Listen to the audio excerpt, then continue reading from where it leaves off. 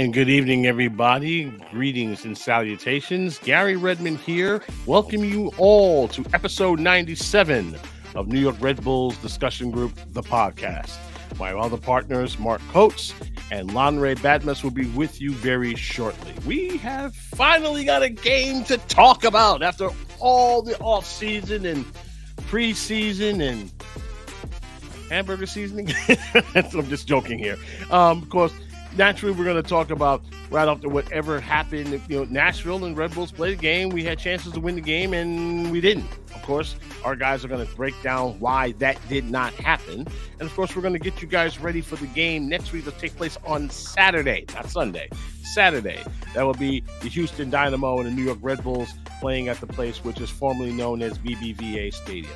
And, of course, we got a very special treat for you. The one and only Kartik Krishnaiyer is going to be stopping by, and we're definitely going to have him in. We're going to talk about the U.S. Open Cup and MLS, the saga that is, the tug and war about, okay, who should own who and everything else. And, of course, naturally wrap it up with the standings, schedules, and predictions. Of course, nobody won based on our predictions from last week. And, of course, we're going to go on to next week versus the Houston Dynamo. And, of course, as we always said, if you missed this show, this is a live show going on. You can always catch the recording on our YouTube channel, goals.tv, and spotify.com the very next day. As a matter of fact, it'll be uploaded shortly after this episode is done and dusted. And we say this all the time, and which is absolutely true. This is your show, okay? We wanted to be the best out there. So, from basically liking and subscribing our shows on the YouTube channel, this is the best way to find out, of course, if you are going to get a new episode. And for feedback, suggestions, and everything else, drop us a line at our email address at rbdgthepodcast@gmail.com. That's rbdgthepodcast@gmail.com. So, with that said, and everything else for that matter, let me bring in, of course, my two respective teammates who were not here last week, but are here this week. This based on the rotation. The one and only Mark Coates, and, of course, the model, Lanre Badmus. Gentlemen, welcome back. It's been almost 3 months, right? Since the last time we talked. And, of course, we got a game to talk about, right? We were ready for this. Fans were excited, and then the game started, and then we were excited. Last year, it didn't trans over to this year. I mean, okay, we looked good. That's about it. That's all I can say about it. We looked very pleased. I can't say it was phenomenal, but it was obviously an improved offense. We saw obviously Forsberg's debut. I can't say enough about the guy. I mean, he's obviously just head and shoulders above everybody else on the field at this point. And it was wonderful to watch. I mean, Lanre and I were both at the arena last night, partaking in the wonders of our wonderful team offering to have us in. It was nice. It was a nice field. There were a lot of people there. Everybody seemed to be excited. It's the start of a new season. There's some hope. There's some expectation. I don't know what Elias Manuel was doing when he got his opportunity.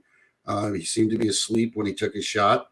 Van Zier's play in the first half was good. I think everybody thought is that the ball was going to go in. When it went over Willis. And everybody, including the DJ, was celebrating because the DJ started playing Bulls on Parade. Yeah. And that's pretty much obviously because the ball did not. Sorry, I couldn't be there for that. But I mean, that was some classic stuff, And it was tough, on the initial call for Davis being red carded. We really, let's talk about that. Okay. Well, before we say that, I have to say, Apple TV flashed a 1 up on the scoreboard screen when they thought Van Zier scored 2. And then it came down real quick. And I watched it play when the ball bounced off to the left. It looked like it was heading in. I just said, ouch. One went up. I just said, ouch. I said, dude, you got. I mean, I can't. It was Okay, tough. can't It was hate tough. on Van Zier for that. Yeah, I listen, mean, no, I can't. But the laugh is like Apple was just, they were really excited, obviously, and I think some people forgot which side people lined up on, because if you looked at their defensive midfield, 3 former Red Bulls, Yearwood, Davis, and Mule. Well, when Davis got red carded, the red card appeared above our name on the screen, not now. That came down, and then they moved it you over. can take the boy out of the Red Bull, but you can't take the Red Bull out of the boy. Is that basically how that works He now? did it. Well, no, it's because he's a Red Bull former player. South, man. Yeah, Okay. it is. So I mean, and now, of course, Dax is down in Atlanta. I mean, we have a lot of former Red Bulls running around MLS. Same is true of USL. There's a lot of former Red Bulls in USL. But yeah, it was one of the things that I had to say. I looked last night after I got home. The expected goals, because that was something that Steve Cangelosi brought up last week. 1.52 expected goals. Okay. Mhm. Nashville had 0.12 for expected goals. I mean, even in the second half, they just bunkered. They were just Of course. they kept your 2 most important offensive players injured. Yeah. Your So most they had important defensive player nothing. was starting off the bench and Yeah. didn't show up until later Yeah. in the game. And when he did, he was causing havoc, okay, in Oh, yeah. the box. That Okay. header So was a great luckily, header. yeah, You know, so no question that. And it's bless you. You like know, I said, Lon, overall, let's talk about this. You know, let's talk about this red card. Of course, that wasn't okay. That everyone I've ever spoke to, Lanre, said the following: boot the face equal red card.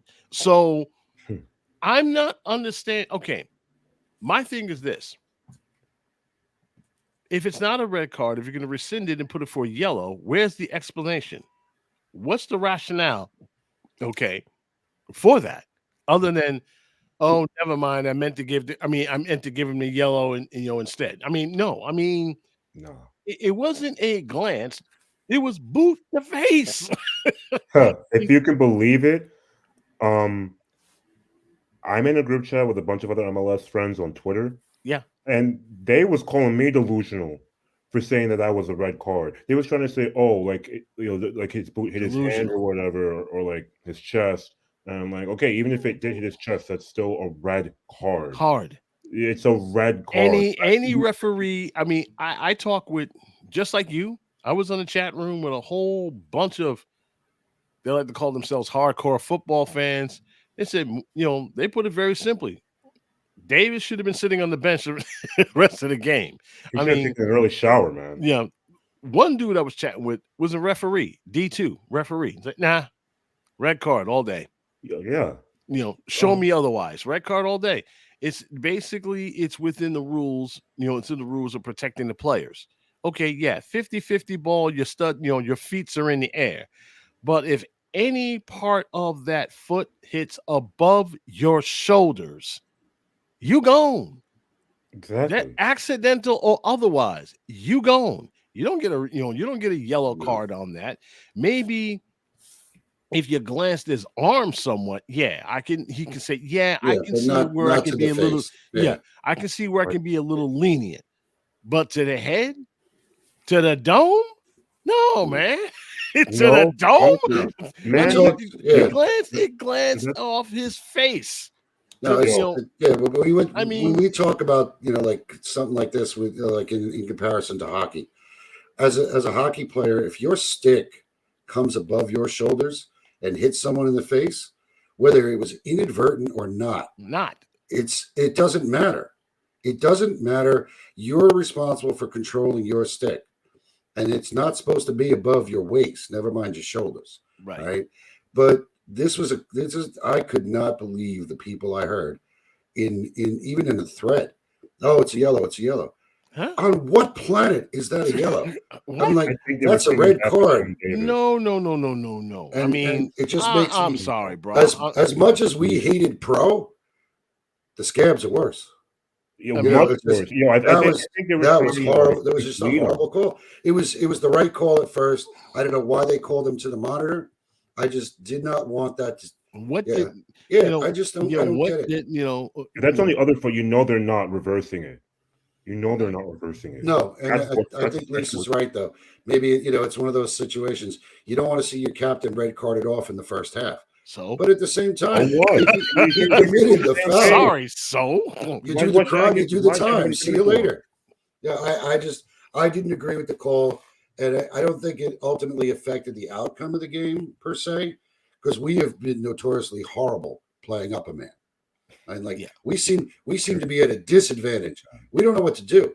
The other problem for us is if we don't. Let's be honest. No, How I many- mean, How many this years? is why we're here. We're supposed to be Yeah. honest. We're supposed to be blunt about How it many too. years have we seen our team blow a lead or lose a game up a man?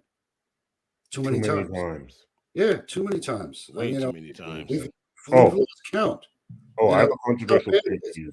The other problem with he gets red carded off. What do we end up doing? We're facing 8 in the box, 9 in the box. They're just going to bunker, and we can't score against a bunker. We can't. We did see a lot more movement. And listen, I love that rip from Frankie Amaya. I love this kid since I saw him day one at Rip. He's going to do well this season. I love him. I think he got his chance last year to show that he could play, and he took a little time to settle in. But I think him and Edelman are going to do well this year. I think they're a good combination. They work well together. I like seeing last night. Eiley was obviously class act. He was never out of position. Yeah. And all right, this is why we paid this guy millions of dollars to come up. This guy knows how to play as a center back. So there's promise. I think we can't throw the team under the bus after one game. I mean, should we have gotten 3 points? Sure, we could argue that all day long. Did the crossbar help? No, not at all. But bottom line was there are things to build on, and I think we need to jettison additional dead weight. And I think you know which milk carton I'm talking about. Well, there's something I want to bring up, and there's something that Vincent Escobar, he was literally at the game, that match, and I took a quick look at the passing chart, guys. You know what I saw that really angered me a little bit? Take a wild guess. Of course, naturally, we're talking about up front, right? We're talking about two of our supposed strikers, right? Both Van Zier and Elias Manuel. They were basically occupying the same spots. Ridiculous. Let me just repeat that, okay? They were occupying the same spots. It's like watching two dance partners stomping on each other's feet, not getting out of its own way, and just, I understand that forwards, they want the ball, okay? Just like in basketball, Lanre, you got someone who's hot, they want the ball. Except none of these dudes are hot. Okay. No. Okay. And all they doing is hitting bricks. Okay. That's basically it. Okay. I have a little more faith, if you want to call it that, okay, with Van Zier than I do with Elias. I like him, but there's a reason why he's on my milk carton list. There's a reason why Van Zier is on my milk carton list. And don't get me started, okay? Don't get me started. Don't even say it. Do not get me started, okay, with Burke. All right? I am so through with that boy, okay? I am ready to basically mail him back to Kingston, okay, with a note that says, keep him here. Okay. No, straight up, keep him here. Don't bring him up here no more. That man has disappointed me in more ways than one. If he showed up, it better be because of a bribe, okay? Because if he shows up on the pitch, because he doesn't do, I say to myself, okay, at first when you remember, I was hailing the signing, right? I really was. I was hailing the signing. I was giving it my full, like, yeah, this is cool. Okay, because I remember how he terrorized the crap out of us when he was with Philly. now I know why they let him go without even so much as a whimper. Right. They 'cause he has basically two say left feet you now. can get. They basically say you can go, and tell the Red Bulls we said hi. I mean, that's basically what it sounds like to me. Okay, We then have I'm hearing having stuff. this happen to us. Right. Then I'm hearing half his goddamn family's fighting with security on the night when Miami showed up. Okay. Embarrassing just about everybody and I mean, I've met and talked to members of the family, sweet people, cool people. Stay home. Until they got a little drunk and stuff, almost playing, curse out, punch out with, people either with security or the guys, trying to clean up, work with the stage in the back. No, that's not what you do. You just chill out, be cool, and let your boy do your work. Okay. But no, Bert, Van's here, Manuel, milk carton. And until they find their way out, that's where they stay. So, yeah, I believe we need a number 9, not some dude who pretends to score. No, we need a true home run hitter. Now, of course, people have yelled at me, hey, Gary, you could have had, the guy playing in Montreal right now, the ex-Atlanta, the King Peach. You could have had them. I said healthy. And I said some dude that had bad knees or bad, ankles and stuff like that. No, not with 2 ACLs. Nah. Okay, no. If he gets above double digits, it'll be a lucky thing. But I ain't gonna worry about him. He's up in Montreal doing his thing. I mean, this summer transfer has to end with either two things: either a major league right back. We haven't had one since Edwards. Remember him? Oh, okay, guy. He's my boy. That he had to go. He felt homesick. He needed to go back to England. Okay. I'm not going to argue about that, but they need to get somebody. Remember when I said that this winter and this summer transfer window, they are full of vets that if you can't go after the big target, then get these guys. He even grabbed a couple of guys from USL. Okay. Pay him. Okay. Some dough. Pay them some dough. Out of all those guys in USL, I'm going to say this, and I'm going to keep saying this. All those guys at USL, okay, there's got to be at least a top 10% of ballers. Top 10%. Better than the rest. One of those guys is a forward. Pay him. They are balling out right now looking for a contract. Get him. Get him. Stop looking for Europe. That ain't there. South America, maybe. If you can somehow pay their ransom fee. Okay. Most of those guys want to come to MLS in the first place. But you got to get the deal between us and USL. Yeah. I know. And that's on the unfortunate part. I mean, they don't like us. I hear you, John. I mean, I know. I knew John was going to show up with this. I take Mitchell over Elias. Yeah, I mean, it's at this point we'll take somebody unproven. Right. But then again, he's been doing great with USL. He was doing great with Red Bull too. Okay. Listen, he was tearing it up in college. He was tearing it up for Red Bull too. But he's hungry, but not tested. Okay. Yeah, that's like I said. You can't take these kids and just say, oh yeah, he's going to be, and of course, I don't know if either one of you read, but there was an article Tyler Adams had said that eventually he said he would not say no to a return home. Okay. I hate to be okay. I hate to be now if he stays injury free. Okay, I hate to be the guy to take a bucket of ice cold water and flash it at the fan base. Of course, it would hit me with a fire hose, but knowing our fan base, it would do just that. Okay, that's it. Remember, it's at Garry Redmond. It's all Gary's fault. But here's the always kicker, Gary's fault. Always Gary's fault. 2K20. Hey man, I mean, I'm the executive producer. Bring it. Okay, bring it. But here's the kicker though. Everybody knows how much I love Tyler Adams. Okay. I've watched we, and when I say we, you, me, everyone has watched this kid grow up. Okay, coming from Wappingers Falls to now U.S. men's national team captain. Okay, there was a reason why, regardless of whether his teams stunk, he stood out.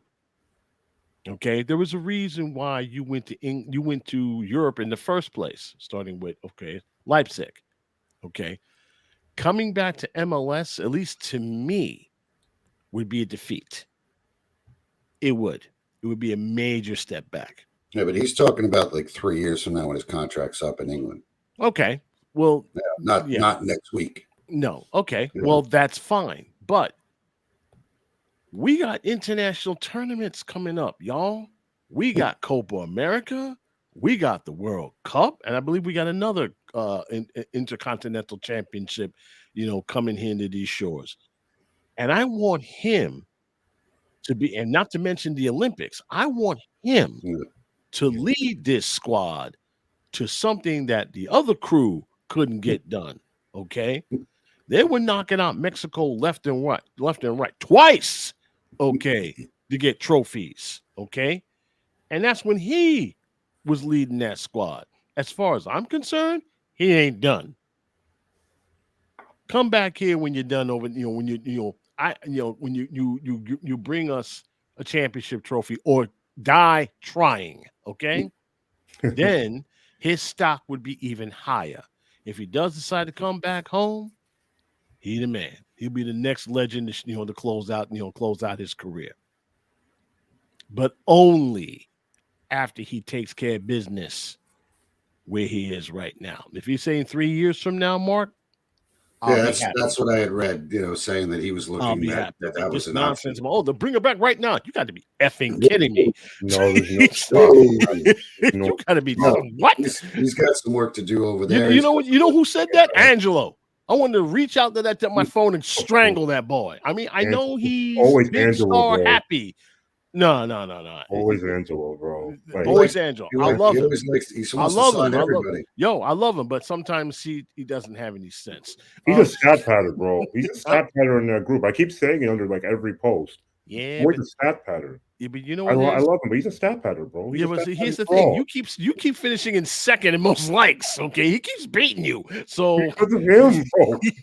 Listen, I stepped out of that competition after 4 straight years of winning. I said, "That's it. It's not fair." There you go. I mean, this is your turn, man. Let's go. Yeah, bro. It's my time to take over, man. Let's go. Got 2 days, by the way. 2 days. Let's wrap this up, as they say. This, of course, naturally, the game ended scoreless, as everyone says. There was a whole lot of shots, and stop me if you heard this one before, fellas. If you take a look at the statistics that's going to come up in about a few seconds, Red Bulls basically had 18 shots, 7 on target. Nashville, 5 shots, 1 on target. Okay. Fouls all over the place. It was a pretty clean game for the Red Bulls. No yellow cards, no red cards. Basically, we liked what we saw. Hopefully, this is the harbinger to bring good things. New York Red Bulls captain Emil Forsberg and defender Noah Ellie made their first career MLS appearance and starts in tonight's match. Homegrown player Daniel Elman, 50 career appearances across all competitions for New York. The legend is growing. Already? Midfielder, 50. Yeah, that's 50. Quick. The legend is growing. Midfielder Lewis Morgan made his return from injury, coming in as a substitute in the 64th minute.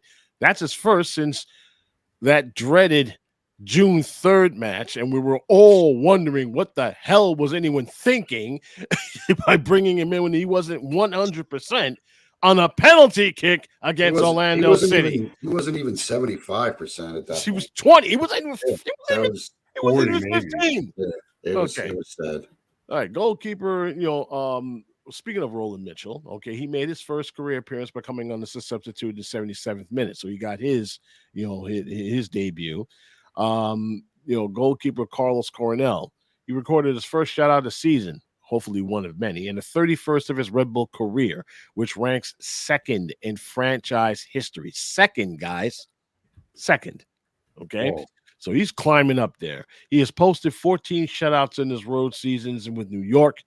The Paraguayan goalkeeper has recorded 4 shutouts in 5 career matches against Nashville SC. They're sick of him. Okay. And it would have been a 1-0 loss had he saved a point-blank range shot, okay, almost coming in the 90th minute off a header. Red Bulls extended their regular season unbeaten streak to 5 matches going back to September 16th, 2023. And finally, New York has posted a 5-2-1 record in their last 8 season openers. And that's enough for Nashville SC. Lanre, let's talk about Houston, right? You did a deep dive on the squad. They played, if I'm looking at the schedule, just a minute, please. I am very sorry, folks. It was we got a little problem with our scope, with my system here. Here we are. Houston did pretty well. They basically, here we are. Houston and Sporting Kansas City played to a 1-1 draw. But knowing this team, and every time we go down to Houston, things tend to go skewed. Lanre, all yours. Okay. Yeah. So, taking a look at Houston's last match with SKC, they are coached by our old friend, if you can call him that. Not really friend, Ben Olsen. Benny Ball. Benny Ball got themselves a trophy. They are the reigning U.S. Open champions, last I checked. So yeah, that's right. One more trophy better than us. Somehow they are. They actually did have a very impressive regular season last year. I think they were 4th in the West, and they made the conference final, didn't they? Yeah, they made the conference semifinal. Oh, they made the conference semifinal and they lost to LA. Yes. Yes, yeah, they did.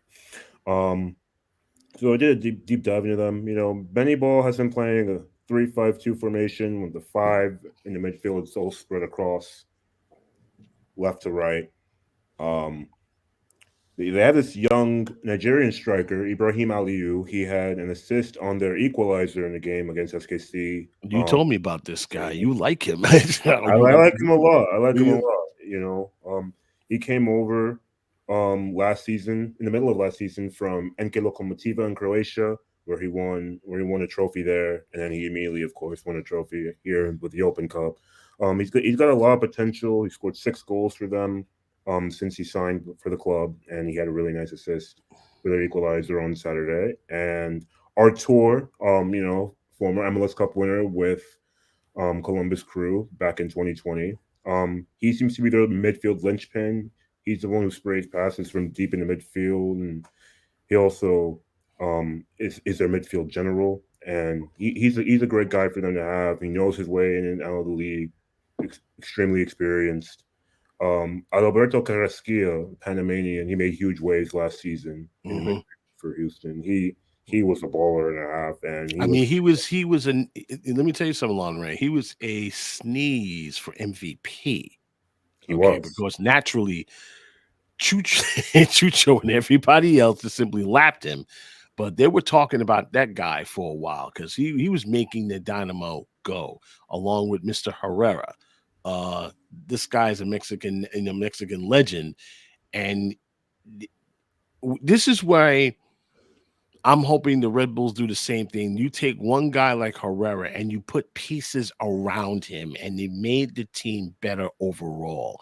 And to Vincent Escobar's point, they cannot waste the talents of Emil Forsberg by putting not ready for prime time players, up in front of him and then hope for the best. Speaking of which, Mark, excuse me, tactically, our squad, their squad, who's got the advantage here, man? It depends on, I guess, which version of our team we saw. Is that always the case? Always, no matter what. I think early season it's tough. I mean, it's we're seeing Forsberg sort of in mid-season form because he's on the European schedule, whereas guys are all just getting started. which means he's going to somewhat run out of gas in the summer. Let's hope that that's not the case. Yeah, you know, by the time we get around to, and obviously we're going to talk about the congestion in our scheduling later on the show, but it's going to be tough because I think we're going to need to see, just how much we can get out of certain players going forward for the first few weeks. And I think this is more of in a sense, we're still getting to know Forsberg, and it's a question of who's gonna be, who's gonna be ready to go, and the whole next man kind of, Reyes didn't start. They gave Riley the start. He played the whole thing. So did Nealis. The tough part for me is not seeing Tolkien right now. That's having to have Dylan Nealis in the lineup. Listen, I love Duncan when he was playing with the second team, and I thought he was going to have a much better career than he did with us. Leaving and then coming back, but yeah, he didn't look terrible Sunday. But yeah, I think that if we continue to play the way we played in the first half, I think the goals will come. I think Forsberg referred to it as the catch-up effect. He said that you keep going, and it'll happen. I think it will. I don't know who's going to break out first, whether it be Manuel or Van Zier. But the two of them, like you said, they can't be the same dot on the map. That's got the idea of having two strikes. You're not standing next to each other. It doesn't work well that way. But Van Zier tends to be the one that goes out wide more often. And I'd rather see Manuel play back. Almost stack the two of them. So that Van Zier is the one more forward. But he's also not as fast as Manuel. So you have to take it. Pick and choose your moments, I guess.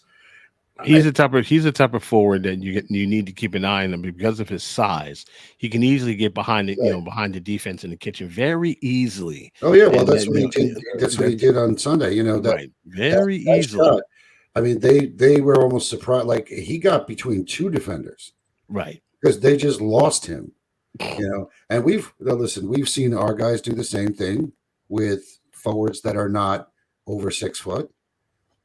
Somehow you lose these guys. Where did he go? And I think it's an interesting because they're using a similar formation than what we were starting out with last year. So we're familiar with the 3-5-2, and I think it's a question of, again, if we keep the pressure on, we keep as you always like to say, don't park the bus, put the foot on the gas and go. That was when we had our greatest chances on Sunday. We were on the counter, and we don't need possession, but yet we had 55%.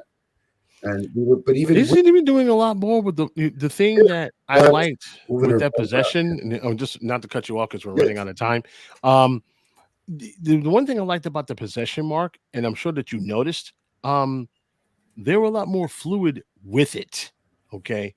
Remember back in the days when guys used to be standing around wondering, what's my line? You didn't see, that Sunday. No, everyone moved the ball with purpose. Yeah, and they didn't hold the ball. Correct. Stand there and go, what should I do next? Right. What's my line? Yeah. Well, it's funny because one of the comparisons that someone made was Forsberg knows where he's going before the ball is even touched by another player. And just his soccer IQ is so high that he knows where to go, what moves he needs to make, and he knows where the ball should be going before the guy even receives the pass that's going to send him the ball. So that whole, if our guys could even pick up on that and get better, and it looks like they're starting to grasp that concept. And we were much crisper. Our passes were much better.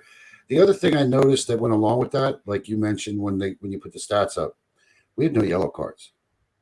We weren't. Like I said, it was a clean game. Fouls. Of course, that's going to change. My game that's going to change next week. This is going to be a challenge, no doubt. I mean, because this is a much more offensive team. The thing is, they're not as healthy on defense as Nashville is. Nashville's. Obviously. My wife joked when we were watching at the beginning, they had their tifo up of a fortress. And I said, best record in at home in MLS, yada yada yada yada. Yeah, but you lost to us on decision day, so it's like I mean, listen, we won by what? He only missed that post by like 2 inches when he took that penalty. Yeah, But it went in. Yeah, and if it didn't go in, they would have been laughing at us. So, yeah, it's early in the season. I haven't even taken the panic button out of the drawer yet. Haven't thought way about. too soon for that. Yeah, way too soon. Way too soon for that. Wait 10 games before we start yelling and screaming, running around with a chicken and a head off. Listen, I will be there. I will be there in 11 days, 12 days, 11 days, 12 days. I will be there, and we'll see what we can do against the team at home, and see how many people show up. Should be a good crowd. Yeah, I'll be there too. So we're going to take a break for now. What we're going to do is going to take ourselves, a 30-second break, and when we return, a gentleman, a very distinguished one by the name of Kartik Krishnaiyer, will be on the pod and making his debut, and he's got some things to say off his chest about what's been going on with MLS and a certain tournament that's been over 100 years, and it seems to be an ongoing saga ever since. You're gonna love this one, folks. I mean, this is one of our bet. This is going to be. Get the popcorn ready, because this is going to be interesting. Lanre has been basically whetting his chops since then. He's going to finally get his chance. We'll see you right here in 30 seconds.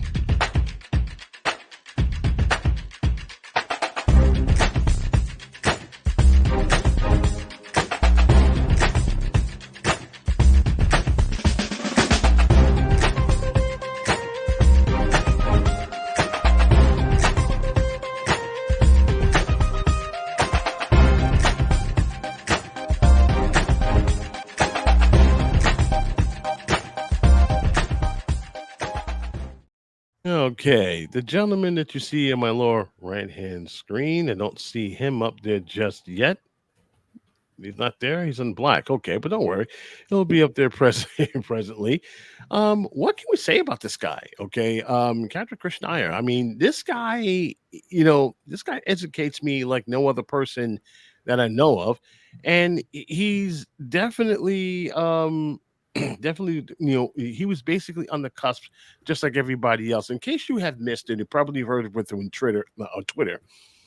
This whole thing got started way back, during the MLS's Leagues Cup.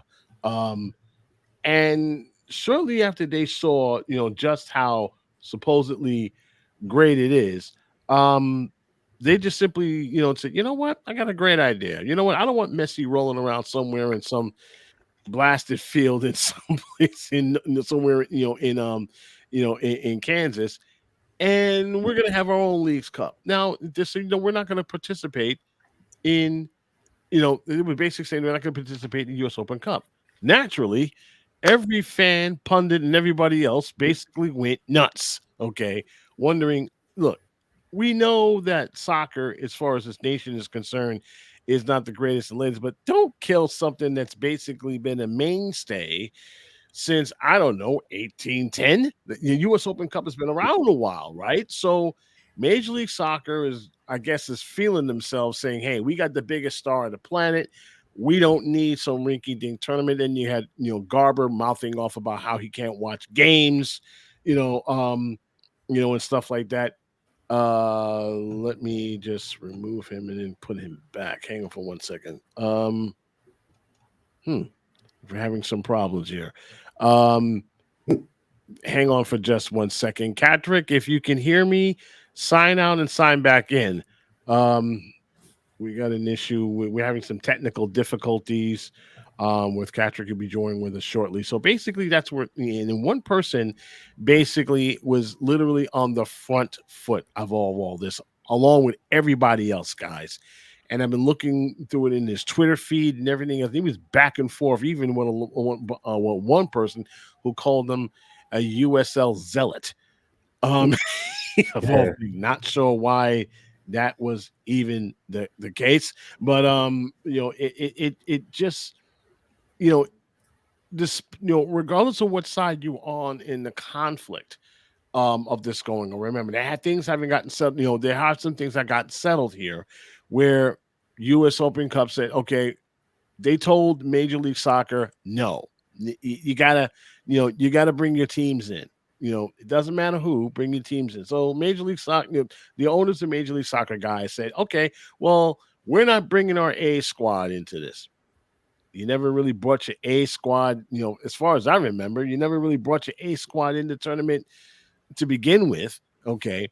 You just, went with, whoever was so, at least the Red Bulls recently have taken this tournament seriously. Back in the day, if you all remember, when we had Henry and everybody else, they didn't do that. They just said, we'll just throw up some bums and, suit them up. And then there you go. If we get knocked out, fine. Our bread and butter is, is the league. The league was a little, wasn't exactly on solid footing back then.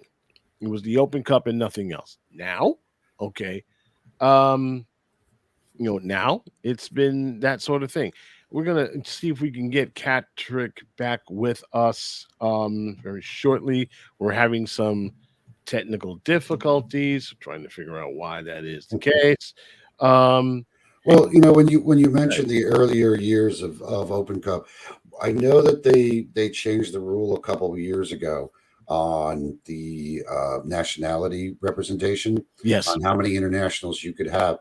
There was a requirement years back that a bigger majority of your players had to be U.S. born players. Right. And that changed the dynamic of certain teams in MLS because they did have foreign born players. And that became, you got a number of the USL side players coming up to play at that point. And they were starting, and these are guys who didn't even make the bench right for MLS games. And they're suddenly starting because it's an Open Cup game. Right. And even like looking at in past years, Ryan Mira has become like the he's the Iron Man of our US Open Cup games. Honestly, in goal for us. And of course, what happens when we get to the final? We put Robles in and we lose. Yeah. It wasn't Robles' fault, obviously. It was the entire team just didn't show up. But that again, that's one of those things where, like we were, when we were preparing for the show tonight, I had thought back to, all the reasons why MLS has this attitude that they don't want to participate. And it's not that it's not a matter of right, wrong. You can decide if you want to feel one way or the other. But there are reasons why Garber and company have said we don't want to do this.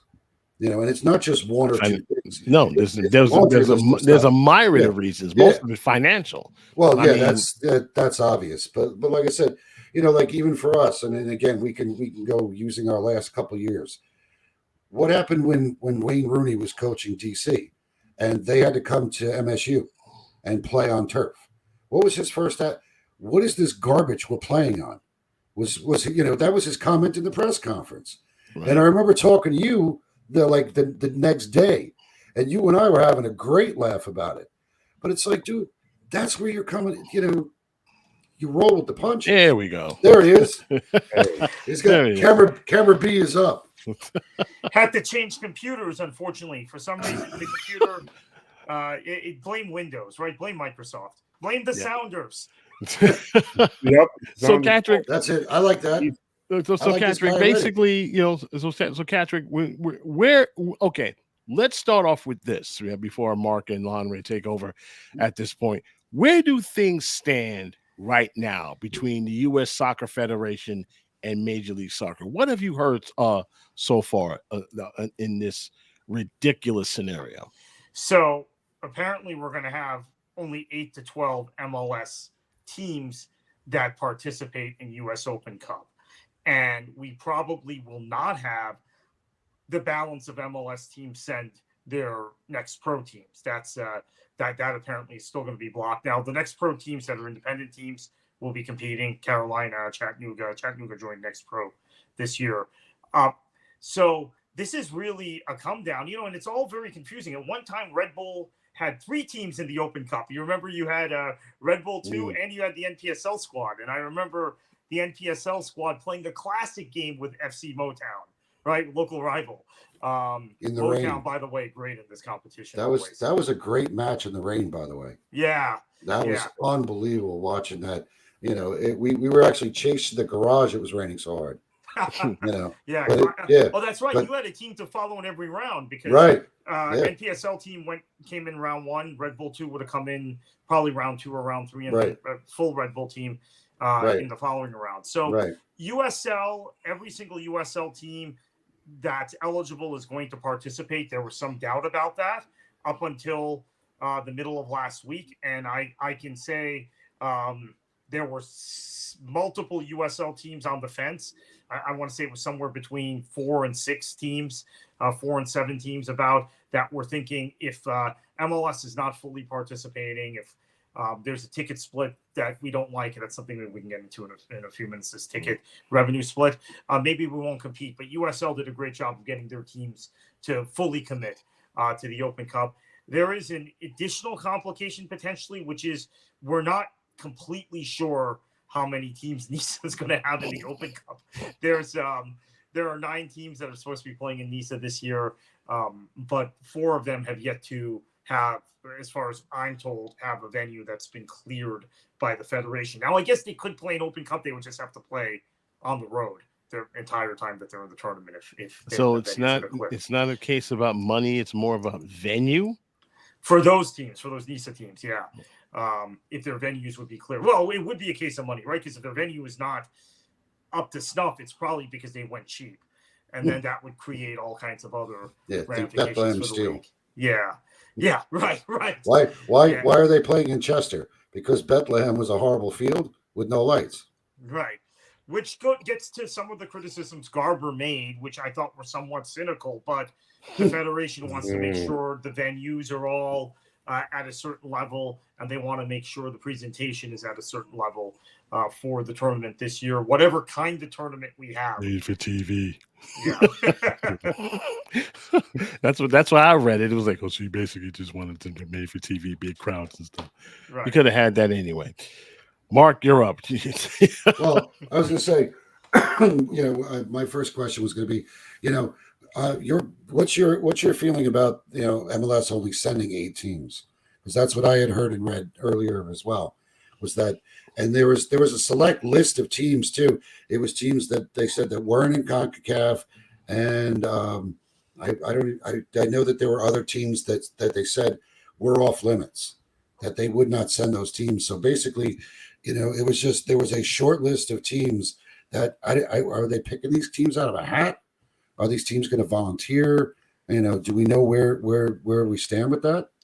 We don't know the criteria, and I thought maybe they'd do some sort of qualification tournament. Remember, there was once upon a time MLS had a qualification tournament. Not all their teams were an Open Cup. I think around 2008 or 2009 that changed, but at one point, not all their teams were an Open Cup, and they had these strange kind of qualifying games just among MLS teams, so that they would send.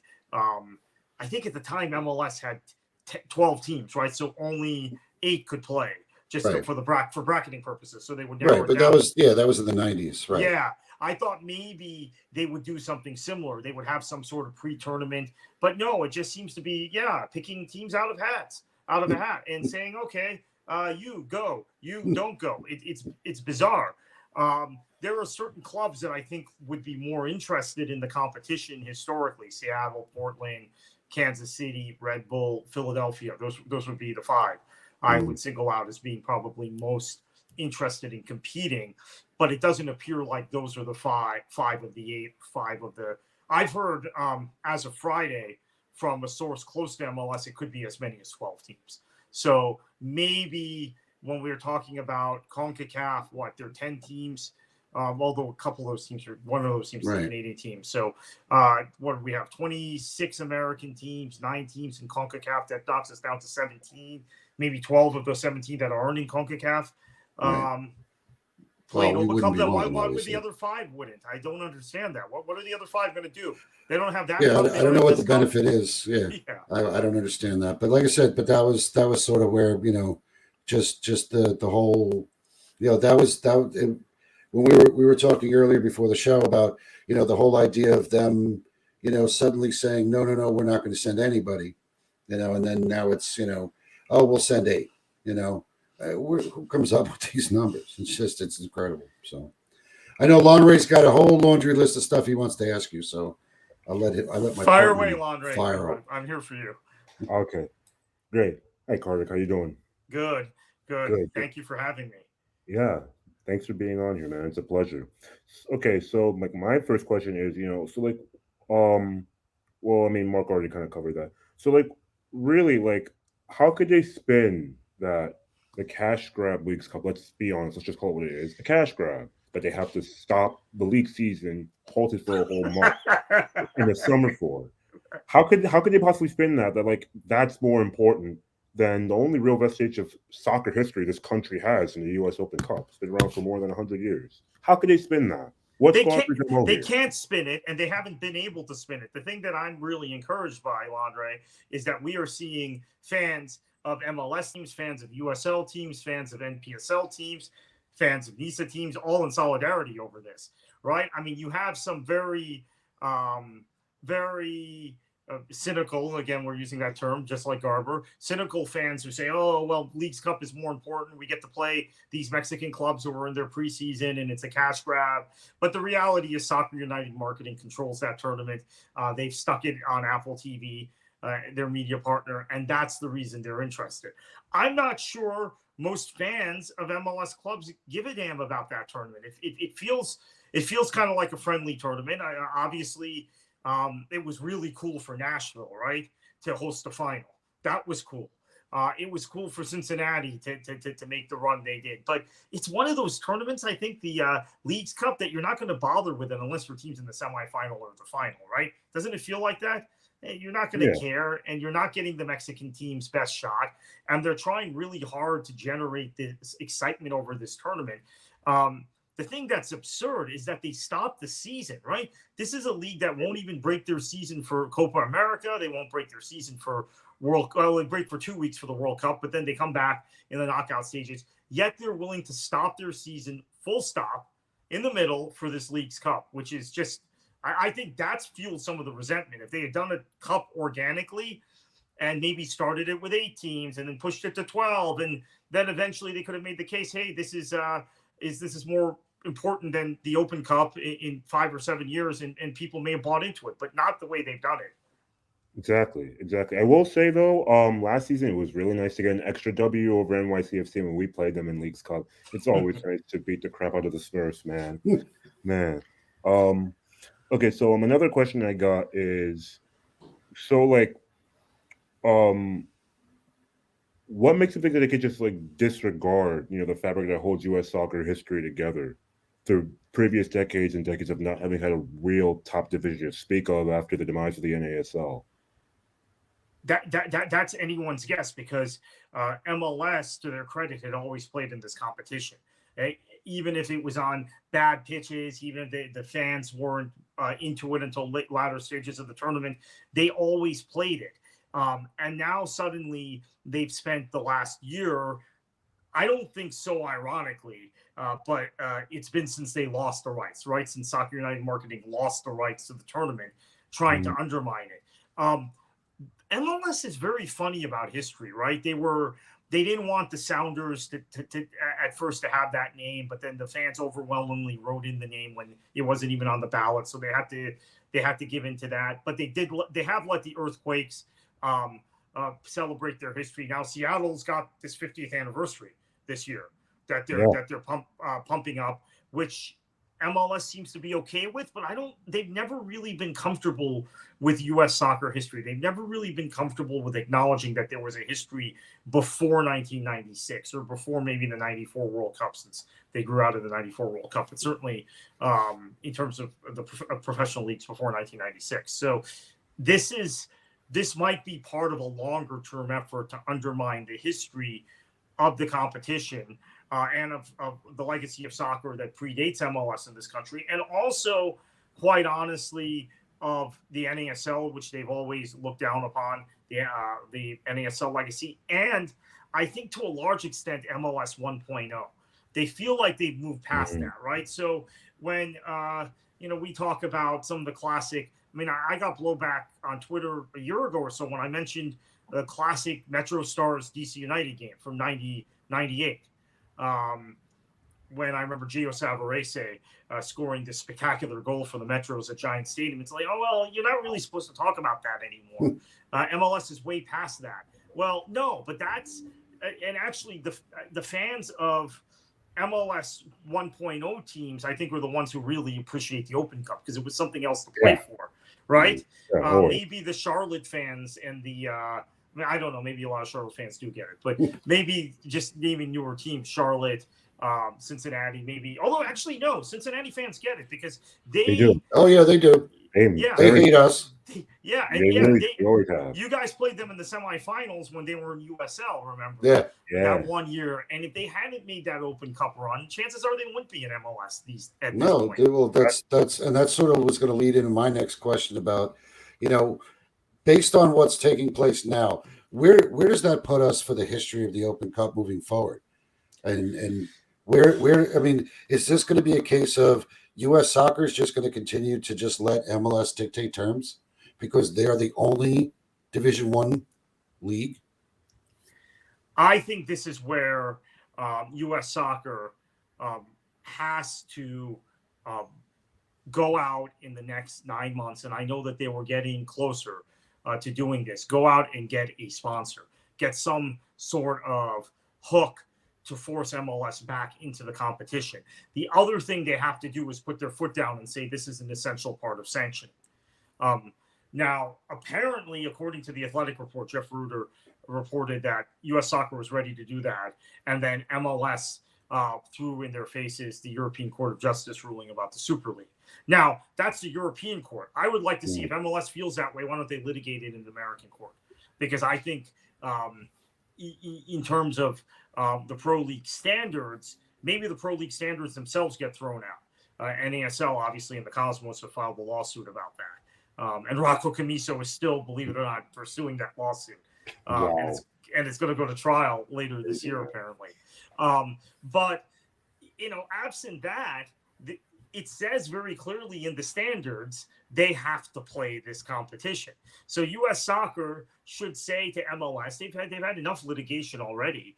Hey, go ahead and sue us if you don't feel you can play. But instead, they wanted to work out some sort of compromise, supposedly with the intention of resetting the tournament to being the full thing again next year. But my fear is once you let them off the hook for 1 year, let what are we saying? Even if it's 12, so that would be there are 26 U.S. MLS teams. 14 teams skip the tournament, then there's no guarantee they'll ever come back. Right. Well, that's what I was thinking myself. So, I know we mentioned we had talked about some of the rule changes that occurred the last couple of years. The Open Cup for a long period of time had always been a domestic tournament, and they wanted more of the U.S. born players. And I know that they changed that to allow more of the international players because at the time, I think a lot of MLS teams were made up of a lot of American players, and now that the league has progressed, we do have more international players, and they did let that change take place. But you still see a lot of it used to be the USL side, but now the next pro side players are the ones that come up, and some of them start, and for some of them that's their first start at this level. And one of the arguments had been that there's so much, there's going to be so much schedule congestion that there always was rotation though. We always saw it wasn't our top teams, and then USL would always say part of their selling point was, oh, we're playing against the MLS sides, but you're not really playing against the Red Bulls. You're playing against some Red Bulls and some of Red Bull 2, and you already played against Red Bull 2 when they were in USL. So when we would go to Red Bull Arena for a game, you get 4,000 people showing up. It's like a drop in the bucket. But yet you put 4,000 of us at MSU, we sound like 10,000. And I know that that's one of those situations where the earlier stages they don't want to open it up to the larger venue, and that's sort of even like when we were talking about TV rights, the TV broadcast from MSU is not the same as it is at Red Bull Arena. You don't get the same coverage. I know 2 years ago, I don't know if you guys remember, we played New England and we didn't play at Gillette Stadium. We played in Connecticut somewhere, I thought, and there is a difference. Actually, it was a park somewhere in Boston, not very far away from Harvard. All right. I was there. I said, yeah. But like I said, but that was that. Like the earlier rounds are not played in larger venues. You mentioned the ticket revenue sharing. So where are we going to fit? How are they going to try to offset and make sure that everybody's pocketbook gets happy in this? Especially if we're only going to have 8, 12 teams, not the full complement. Yeah, so MLS wanted to take 40% of the revenue from USL venues. Apparently, USL. This is why some USL teams wanted to opt out of the tournament. Mm-hmm. They didn't think that was acceptable. And these are teams like Sacramento and Indy that would draw anyway, right? New Mexico draws anyway. Now there are other USL teams that entirely depend on an MLS team, or even if it's a MLS team with a heavily rotated squad, right? Saying, hey, an MLS team is coming to town, buy a ticket. So there are two kind of different tiers. You saw that when Red Bull 2 was in USL. I mean, there are two tiers within USL. Some clubs are very well supported at the level of MLS teams in terms of support. Other clubs have no support, right? It's a dilemma of lower division soccer. So USL clubs have ultimately agreed to that revenue split. From what I understand, they're not necessarily happy about it, but they've agreed upon it as long as it means that there will be MLS participation. But you're looking at, I think, potentially, because of that revenue split, more USL teams maybe even moving their games out of their big stadiums in the earlier rounds of the tournament and playing at a secondary place. And New England, I'm glad you mentioned, they've done it for years. They played games, US Open Cups and matches in Worcester. They played them in Hartford. You mentioned this game was in Boston. They generally don't play in Foxborough until the latter stages. Obviously, DC United's infamous for doing that. On the point of the rosters, that's really important, and people that needs to be understood. For years, and I would do this when I worked for clubs, you would have to really go through your Open Cup roster with a fine-tooth comb, because you could not have more than at 1.5 foreign players, and they didn't have the same provisions for green card holders and all of that we have in MLS rosters and USL rosters. So you almost would have to rotate your squad, not only because there were fixture congestion, but because you had this situation where a lot of your foreign players that you would sign, they wouldn't qualify for the roster, and you had to rotate in young American players. That was so that created roster turnover anyway, or squad rotation anyway. Then you add in the fixture congestion. Now you have a greater problem. But those roster rules have been changed. So now, as of the 2022 competition, so this will be the third year of this, you now have the roster rules fixed to whatever league you're in. So if you're a USL team, you have USL's roster rules. If you're an MLS team, you have MLS's roster rules. And MLS, for whatever reason, has not expanded their rosters beyond 30. Now, what U.S. soccer, you asked about, Mark, the future of the tournament, or maybe Lanre asked about it.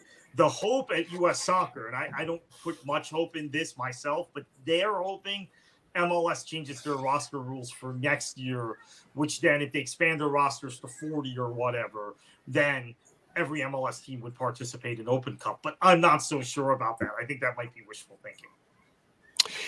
All right, we're going to leave it right there with one final question from John Amaral. He's wondering if MLS is not worried of the backlash, as most MLS fans really don't attend the USOC games unless it's a rival. This is something that Mark has brought up. In the early days when Red Bull was participating in the cup. They played their games at Red Bull Arena, and attendance being sparse is putting it lightly. Okay, we're basically with family and friends and not much else. So knowing how Red Bull Arena, it spends a lot of money just turning on the lights on in that place, they opted for a smaller venue. Now, some fans groaned and grozzled and everything else, but two of the games that I've experienced over at MSU Soccer Park were some of the most ridiculously, intense atmospheres where everyone is bunched together. Yeah, let's face it, it was a schlep to get to. Okay, because you're talking about yeah. I Suburban people. With people in New Jersey, it's not a truck problem. No. Me coming from New York, well, unless the train is running, yeah, I'm there. But then I had issues trying to get there. But I remember being in the tents. But is MLS concerned? This is how we got to this argument in the first place, right? Like, okay, well, you know what? I'm not bringing my $1 million or $1 billion team into some, I don't know, track field in Bumble, whatever, Kansas, with a sparse crowd. But they've been doing that, since this, tournament ever started. I mean, is this I'm guessing, I'm wondering, along with John, is this their rationale? Because if that's the case, it's a pretty weak one. Yeah, it is a pretty weak one because still the diehards went to those games. The diehard DC United fans would make the trek out to Boyd's, which is way out. If you know the DMV area. MSU you mentioned. I think you had a game at Drew University, or maybe that Drew University game was against Motown. That's their facility, right? But that's still kind of out, right? That's a trek. That's a trek. That's a trek. That's a schlep. People in Jersey, unless you're in Morristown, right? But if you're in Jersey City or Newark or Harrison, it's a trek. But people have made the trek out, the diehards for those games. Now, do you get the casual, maybe soccer mom crowd that you get on a Saturday night at 7:30? No, they're not going to be interested in an Open Cup. No, because it's a Wednesday night anyway. Yeah, it's a midweek game, as I was going to say, and you get 2 weeks notice at most. You don't have it in your season ticket package. But for supporters, this is where MLS, I think, is underestimated. They're looking at things just based on numbers. The attendance is significantly lower. The revenue is significantly lower, all of that. But they're diehard supporters, the people who buy the merch, the people who are in the supporters group, the people who do the march to the stadium. Those people all love the U.S. Open Cup. Now, the people who are bringing their kids and their youth soccer team to Red Bull Arena on a Saturday night, this ain't that game. Yeah, they don't care. But they're not the heart and soul of them. Yeah. Right. It's like I always said, it's like I always said, the regular season games is for those type of folks, the casuals and everybody else. You bring your kiddies, you bring your wife. Yeah, I'm sounding like a Met advertisement. But and cup competitions are for the supporters. Yes. And there's a reason why you bring them in bunches, because it's our guys against their guys. This is probably the reason why I love these competitions, because it was back in the day we was playing softball and we had our friends and family, and then they bring their friends and family, and then we just go out and and just play, and the atmosphere was just drop dead sick, even when you would lose a heartbreak or something like that. It was some of the most fun games I've ever experienced. Will this turn to a head? We don't know, but hopefully cooler heads prevail and put this to end, because I don't like the idea of something that's been running since 1914, okay, to put it to an end because some insert your name owner here, got butt hurt over attendance. Garber. and the commissioner. I mean, in a sense, I got a bone to pick with Garber as well. I understand where his position is. I mean, basically, he works for the owners to a degree, but you figure with a man like that, and when you have the nation's sport in your hands, essentially, you figured you have a little bit more savvy. Say, wait a minute, I get it. Why don't we meet these people halfway? Okay, how about we work with them to raise the the specter of the tournament as a whole? I don't know, make it instead of a 100,000 game, $1 million game, $2 million game, something like that. Would that entice you to stick around for a while? I doubt any owner and investor would say no. Definitely. Really, yeah, I mean, if it's all about money, then raise the stakes. I think that leads back to his point about the whole idea of having a sponsor for the entire event. Depends on the sponsor. I mean, who? I mean, listen, I'm a huge NASCAR fan. I've been a fan since 1976. Watched NASCAR. It's called Winston Cup back then. Oh, cigarettes bad. Can't have that name anymore. All right. Then the Nextel Cup. Then it became Sprint Cup. Now it's just a cup because ain't no corporation want to spend the money to put their name on it. But NASCAR prints money, so they just have their name on it now. But yeah, definitely. I mean, I think that bringing someone in that situation where you can put up a serious amount of prize money, I think that changes the conversation. Suddenly teams go, oh wait, it's not just 10 grand. You're talking 100 grand. $500,000. I think then the owners start to think it's worth being in. But I think you have to sort of get that carrot out and lead them along back to it. Yeah. So what I understand is the Federation has been working on that and has been progressing towards that, and felt like they would have a sponsor in place for 2025. Now, if they do still dot the I and cross the T with that, then that's a game changer. But I think that becomes much more difficult with MLS threatening to leave and not fully participating in 2024. I think if I'm a sponsor, if I'm Coca-Cola or whoever, I'm not touching that. Right? Yeah, you're not touching that. I'm like, nah, work on your work to the point when you get your kumbaya, then come talk to us. Then come talk to us. Yeah, right. Yeah. So I think that might be a non-starter this year. And the only other caveat I had is maybe if MLS does finally expand their rosters next year, then we don't have this problem anymore, since the roster rules, as I mentioned, have changed, and for the Open Cup. So now you're not limited in terms of foreign players, any of the stuff that used to be the case with Open Cup. If you expand the roster to 35 or 40 and you're able to loan, that solves half a problem. Yeah. Because right now, I mean, I can understand from the team standpoint, we ain't got the bodies. Yeah. Right. And then you're going to throw this, this competition on top of everything else, and you want us to play US Open Cup? Nah, something's got to give.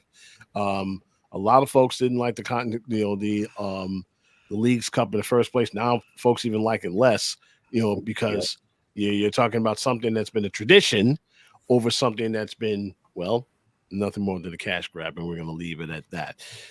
All right, checking out the standings, of course, for our wonderful Red Bulls. We are currently, thanks to that nice little draw, we now currently sit at 7th in the Eastern Conference. And then, of course, we're taking on, naturally, our good friends over in Houston versus Houston Dynamo. Gentlemen, this is the dangerous part of our program, predictions. So, Mark, you're up first. What do you see this game ending? I'm going to go 1-1 draw. 1-1 draw. Lanre. 1-1 as well. 1-1 is one. Smart man. Kartik. Might think alike, man. Steve had the last. Steve Cangelosi. I mean, so you guys are basically in the same pool. So let's hear your prediction.